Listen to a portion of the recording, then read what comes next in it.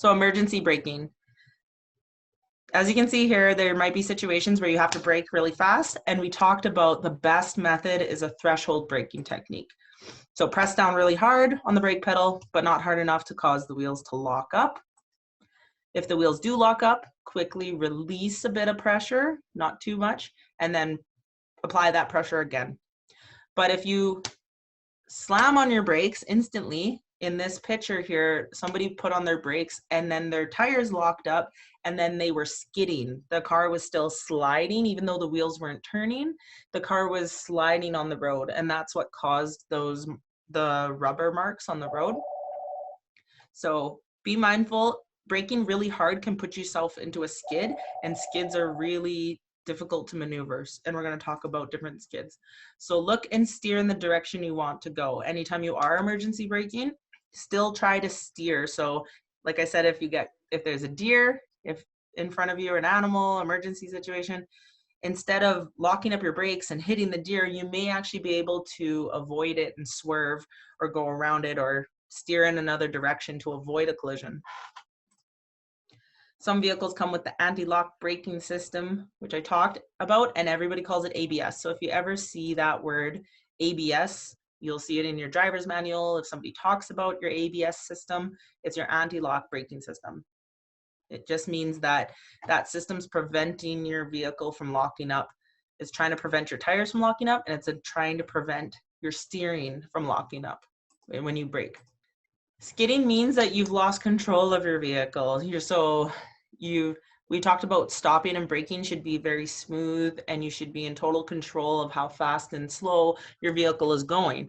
But in a skid situation, you're still sliding when you're trying to stop, or your vehicle's starting to slide over into another direction. So you've lost traction. The tires have lost traction to the road, and that's why they're kind of going crazy. Your car could be going everywhere. Other terms that you might see is called fishtailing. That's where your back end of your vehicle is moving actually back and forth. It's called fishtailing. So in this image, this is a legit sign that you'll see.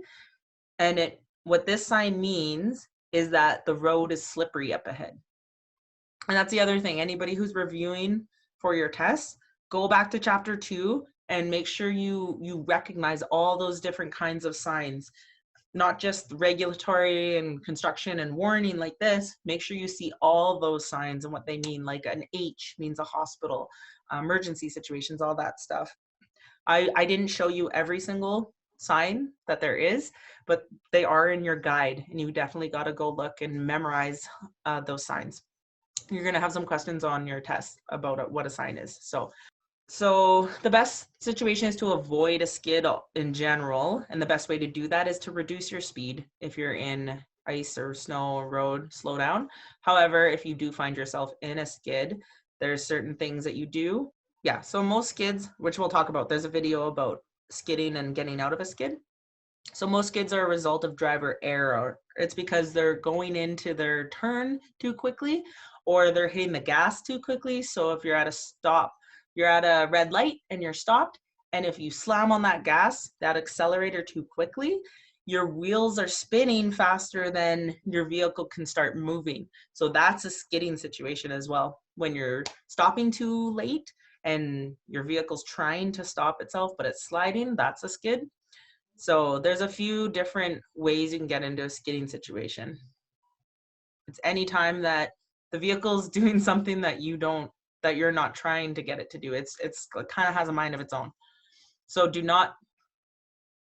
it's when you're turning too sharply, going too fast, if you're braking too hard, or accelerating too fast, right? And driving too fast when you hit like ice or snow, rain, mud, sand, gravel roads, those can all cause skidding situations as well. Another common cause of skids is improperly adjusted brakes, which I talked about a lot, about your maintenance and your upkeep, and having newer tires if possible, or at least knowing your tires. If you're running low on the tread, then you know you need to allow yourself more time to stop. So also your brakes, if your brakes are not as new as they used to be, or the brake pads need to get changed, then that means that when you're applying pressure to your brake, they're not stopping the wheels. There's not as much pressure on them. So they would need to get looked at, adjusted, and potentially get fixed. And check your owner's manual. Your manual of your car will tell you when you should be doing regular maintenance. It'll either tell you a time frame, like every year, or it can tell you also how much kilometers or mileage you have in your car. That's so like oil changes, it'll tell you every maybe 5,000 kilometers you should get an oil change, and you got to keep those things up to make sure your vehicle's in good working order, and you can find that in your manual. So here's a video on skidding in situations like ice, rain, snow, winter, all that kind of stuff. It's a heart-stopping moment.